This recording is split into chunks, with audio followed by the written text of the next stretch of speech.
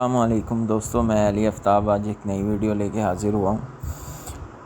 पिछले वीक में मैं प्रॉपर एनालिसिस अपलोड किए पूरे प्रॉपर वीक के कि मार्केट किस ट्रेंड को पूरे वीक में रहेगी, और इस वीक के भी और जो मंडे का सेशन होगा उसकी एनालिसिस भी मैं अपलोड करने जा रहा हूँ। वीडियो शुरू करने से पहले अगर आप हमारे चैनल पर नए हैं तो लाइक और सब्सक्राइब लाजमी कर दें। अगर आपने हमारी प्रीवियस वीडियो फ्राइडे वाली वीडियो देखी हो जो मैंने बनाई थी, तो उस वीडियो में मैंने आपको साफ़ अल्फाज में ये ट्रेंड अभी तक ड्रॉ है। मैंने उस वीडियो में आपको साफ़ अल्फाज में ट्रेंड बताया था कि इसने ट्रेंड ब्रेक करना है, हर हाल में जो मर्ज़ी हो जाए ये ट्रेंड लाजमी ब्रेक करेगा। तो अगर आप दोस्तों को याद हो तो यही चार्ट है और वही अभी तक एनालिसिस निकले हुए हैं। अगर किसी भाई ने एक 5 मिनट की वीडियो देखी होगी तो वो बिल्कुल एग्जैक्ट प्रॉफिट में बैठा होगा, और प्रॉफिट में बैठा कहाँ से होगा वो भी उसे भाई को पता होगा कि मैंने जो एनालिसिस दिए थे उसके मुताबिक वो भाई बड़े आउट क्लास प्रॉफिट में होगा। मैंने आपको बता दूं, एक बेस्ट जो है वो सेलिंग दी थी। मैंने कहा था कि मार्केट ने बायर को तोड़ दिया 60-80 को, और इसकी जो सेलिंग है ना वो बड़ी आउट क्लास निकलती है। सेलिंग निकलेगी और उसका ये फ़ायदा होगा कि क्योंकि एनालिसिस निकल रहे हैं कि उसने बायर को तोड़ा है, सेलिंग को नहीं तोड़ा, तो मस्ट जो है ना कि वो सेलिंग को तोड़ेगी। पर मैंने एक और बात की थी कि DXY की वजह से कुछ मूवमेंट गलत हो सकती हैं। मैं ये नहीं कहता कि DXY इसके उल्ट है, पर DXY अगर आप देखो तो उसकी वजह से जो है वो सेलिंग ज़्यादा स्ट्रॉन्ग हुई। ये बात आप याद रखिएगा। मार्केट 110 से उठी और मार्केट निकली कहाँ पे, अगर आप सब देख सकते हैं तो मार्केट 113 तक निकली। तो ये एक शौक जो है ना देने वाली न्यूज़ थी और शौक ही करने वाली बात थी, और वो क्यों निकली उसके बारे में हम बात कर लेंगे।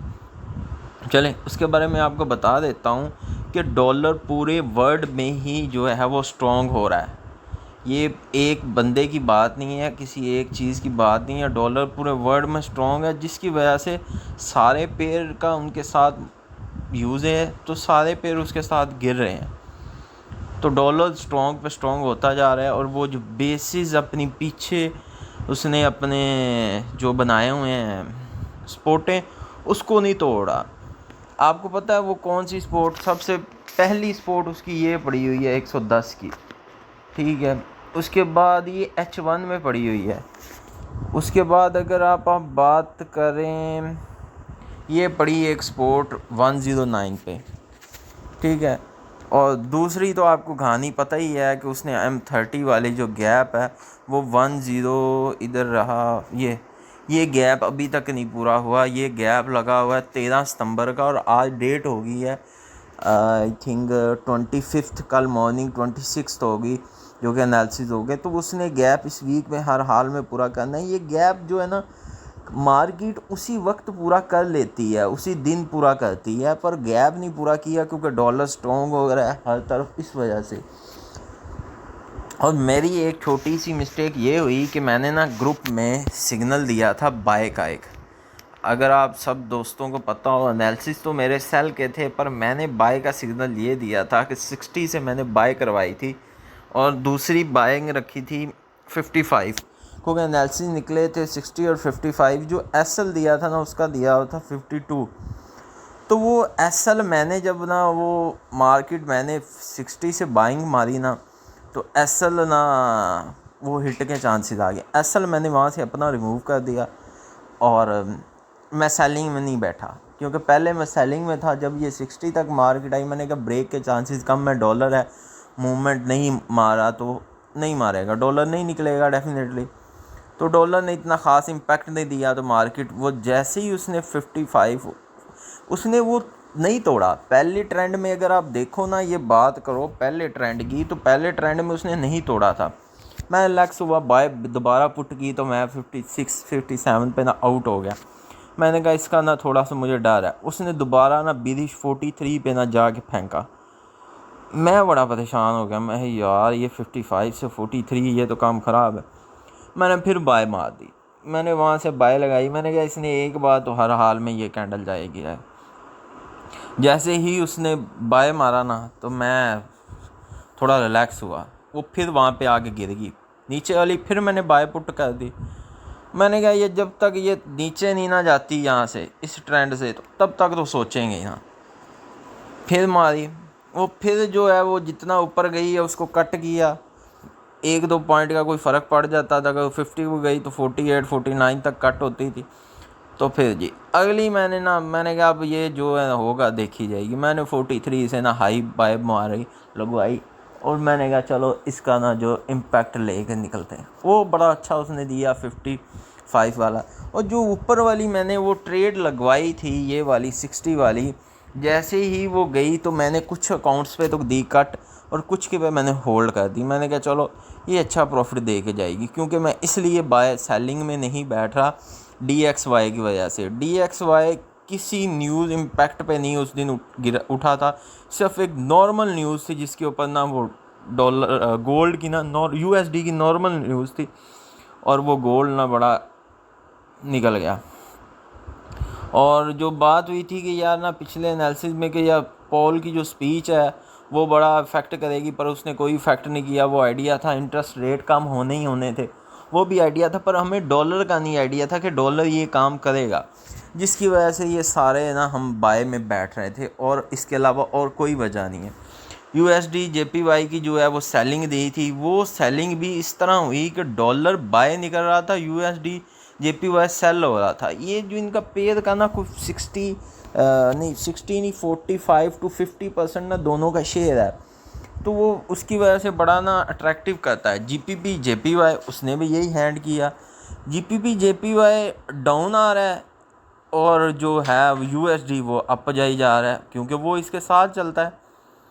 तो मैं थोड़ा सा ना इस वजह से थोड़ी सी कन्फ्यूजन हुई, फिर भी हम ना प्रॉफिट में रहे, और अच्छा प्रॉफिट जो है ना गेन करते रहे।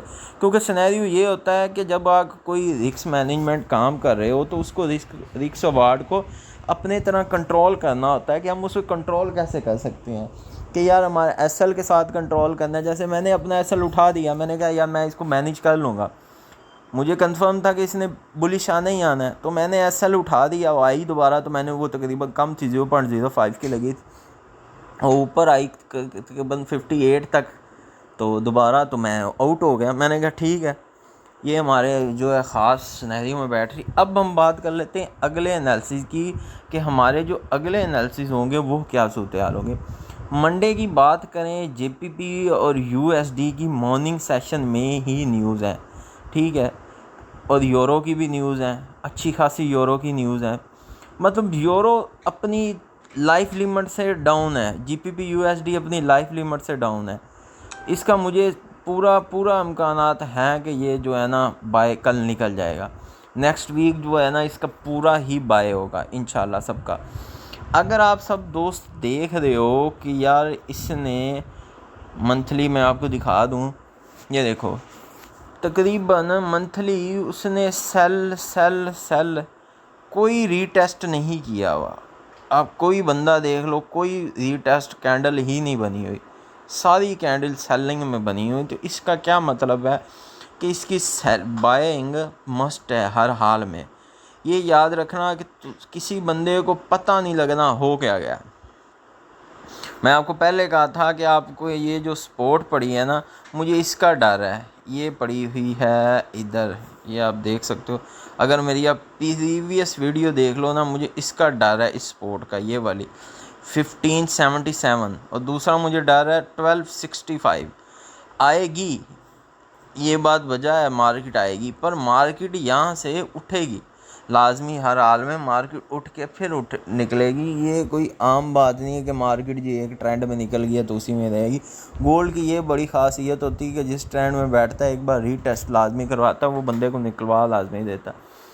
और कल स्पीच भी है, डाल्स फेडरल मैन्युफैक्चरिंग इंडेक्स भी है, 6 मंथ बिल ओशन भी है।